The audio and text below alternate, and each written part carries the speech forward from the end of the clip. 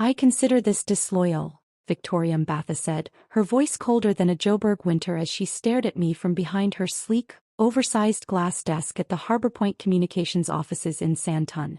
After everything Harbour Point has done for you? I sat across from her, clutching my handbag tightly to stop my hands from trembling. The shock of being called into her office at 9 a.m. on a Tuesday had worn off, replaced by a heavy knot in my stomach as I realized what was happening. Victoria, She cut me off, tapping a perfectly manicured nail on a printed email. Don't bother denying it, Lorato. I have confirmation you interviewed with North Cape Solutions last Thursday. You took a half day for a dentist appointment, if I recall. My name is Lorato Molef. I'm 31 and had dedicated 6 years of my life to Harbour Point Communications here in Johannesburg. In those years, I'd tripled my client portfolio, brought in millions in revenue, and built a solid reputation among our biggest accounts. But clearly none of that mattered now. Security will meet you at your desk. You can collect your belongings, but your building access is revoked immediately, Victoria said, pushing my company ID across the desk. I've already disabled your email. The injustice of it all burned in my chest. For 3 consecutive years, I'd walked into this same office with detailed presentations showing my achievements and requests for a deserved raise. And for 3 years, Victoria fed me the same tough economy excuses while boasting record profits at quarterly meetings. I took a deep breath and stood, smoothing my blazer. I understand, I said, extending my hand. I wish you and Harbour Point continued success. Victoria blinked, surprised by my calmness. Perhaps she expected tears or begging. But I gave her neither. As security hovered awkwardly while I packed 6 years into a cardboard box, colleagues gave me sympathetic glances. I smiled back. No drama. No scenes. Just dignity as I walked out of those glass doors for the last time. The warm autumn sun greeted me outside. As I placed the box in my boot, my phone buzzed. A message from David Kleinhans, CEO of North Cape Solutions. Can we move our final discussion to 2 p.m. today? I smiled. Victoria had no idea what she just unleashed. It's funny how 6 years of your life can fit into one box. As I drove home to Rosebank, reflecting on everything that had led to this moment, I realized Victoria thought she was punishing me. She couldn't have been more wrong. I had joined the company fresh out of varsity, eager and hungry. Despite my marketing degree from WITS, I'd started as an assistant, making coffee runs and taking meeting notes. I stayed late, took on the projects no one wanted, and built relationships with clients others deemed difficult. 2 years in, I was handling mid-tier accounts.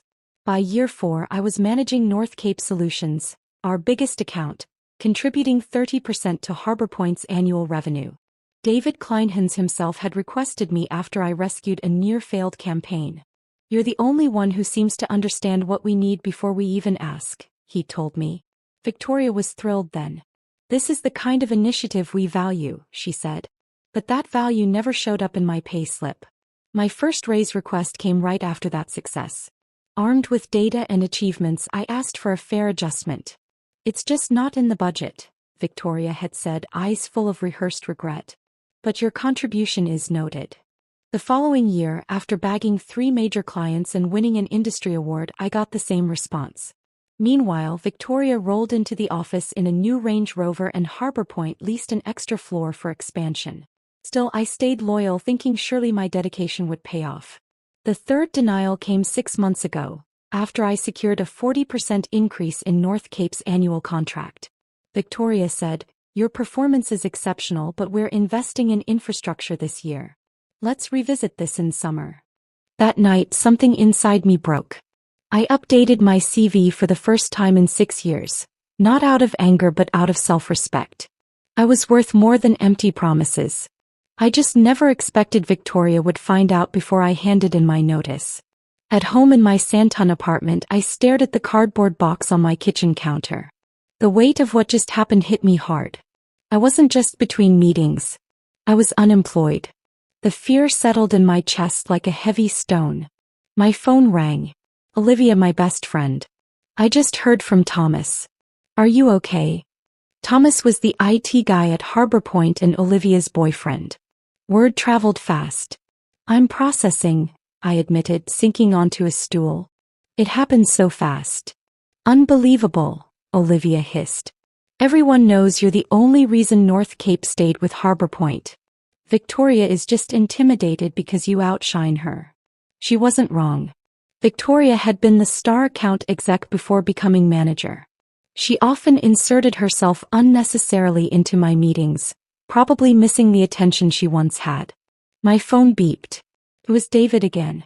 Narado, I heard what happened. Are you free at 2 p.m.? I'd like to accelerate our conversation. Yes, I can make it. Good. And Narado, don't let this morning shake you. Sometimes things happen for the best. I stared at my reflection. I didn't see someone defeated. I saw someone set free. I showered and put on my best suit. Victoria thought she'd punished me, but maybe she had done me a favor.